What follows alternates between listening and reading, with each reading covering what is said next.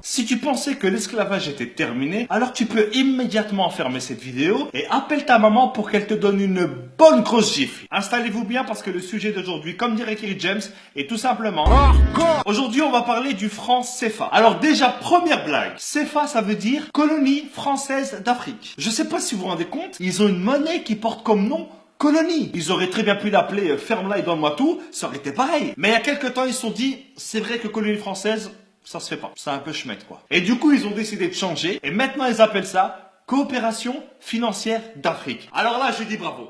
Là, je dis bravo. Là, c'est excellent, c'est excellent. Je pense que ce changement, ça a été le plus gros jeu d'emmerde de l'histoire. Non, mais parce que changer uniquement le nom d'un truc pareil, ça sert à rien. C'est comme si moi, demain, je m'appelle Jean-Marc. Mais même si je m'appelle Jean-Marc, mon visage, lui, il te donnera toujours envie d'appeler la police. Donc cette monnaie, elle est utilisée dans 14 pays, pour plus de 100 millions d'habitants. Et devinez où est-ce qu'on imprime les billets? En France. Donc la France, à elle toute seule, dans 2 villages paumés que personne ne connaît, fabrique une monnaie dont dépendent 100 millions de personnes. Donc si demain, Jean-Jacques le révolté avec ses copains, ils font grève, parce qu'en France, la grève, c'est limite une religion, eh ben t'auras 100 millions de personnes qui seront peut-être dans la merde. Mais attends, c'est pas tout. Les pays qui utilisent le franc CFA, ce sont les seuls pays au monde qui payent un impôt à un autre pays. Chaque année, ils sont obligés de donner 50% au trésor public français. Déjà que la France, elle exploite à fond et depuis des années les ressources de ces pays, et en plus, ils doivent donner la moitié de ce qu'ils gagnent à des mecs qui n'ont même pas levé le petit doigt. C'est comme si tu venais chez moi, que tu me volais tous mes meubles et que en plus tous les mois je dois te donner la moitié de mon salaire. Sans parler du fait que hier soir tu avais déjà cambriolé mes grands-parents. Il y a 3 banques centrales africaines qui gèrent l'économie et la vie de millions de personnes. Et devinez qui est-ce qui a un droit de veto dans chacune de ces banques? Ça sera la France. Donc si un jour un pays comme le Mali décide d'emprunter de l'argent à une de ces banques pour faire un pont pour son peuple, et ben à ce moment-là il y a un mec qui vient du fin fond de Roubaix, que personne ne connaît,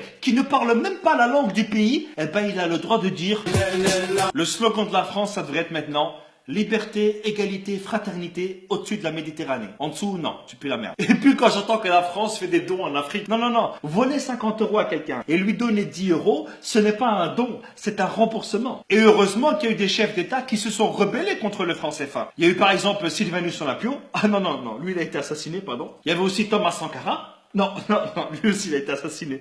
Non. Il y a aussi Modibo Keïta. Non, lui il est mort en prison, pardon. Je crois que je vais arrêter là. Récemment, François Hollande est allé à Bamako. Et je pense que sur une échelle de 1 à 20 sur le manque de respect, je pense qu'on doit être à 1000 ou à 2000. Regardez. Cher Président, cher Ibrahim, j'ai été très sensible aux mots que tu as bien voulu prononcer. Alors déjà, depuis quand est-ce qu'on appelle un président par son prénom? Et depuis quand est-ce qu'on tutoie un président? Mais c'est quoi ce manque de respect? Tu crois que c'est ton fils? Mais bon, pas grave, regardez la suite. Quand la France est en Afrique, elle ne cherche pas à exercer une influence. La France ne cherche pas à influencer l'Afrique, mais la monnaie de ces pays, la colonne vertébrale d'un pays, dépend entièrement de la France. Non mais là j'en ai marre, il se fout vraiment de notre gueule ce mec. Elle ne cherche pas à peser sur les choix politiques d'un pays. Quoi? Combien de chefs d'État africains ont été destitués par la France? Et encore moins à capter ses ressources. Non, c'est bon, je me tire, c'est bon.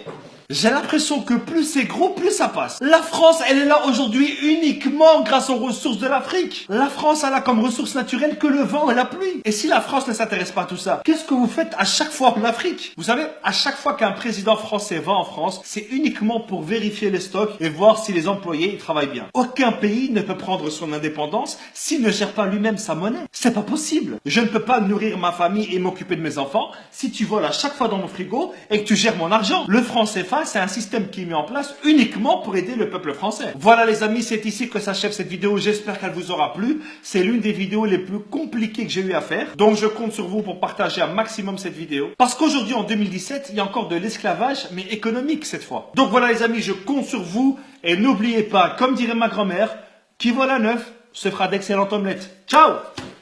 On oublie seulement une chose, c'est qu'une grande partie de l'argent qui est dans notre porte-monnaie vient précisément de l'exploitation, depuis des siècles, de l'Afrique. Pas uniquement, mais beaucoup viennent de l'exploitation de l'Afrique.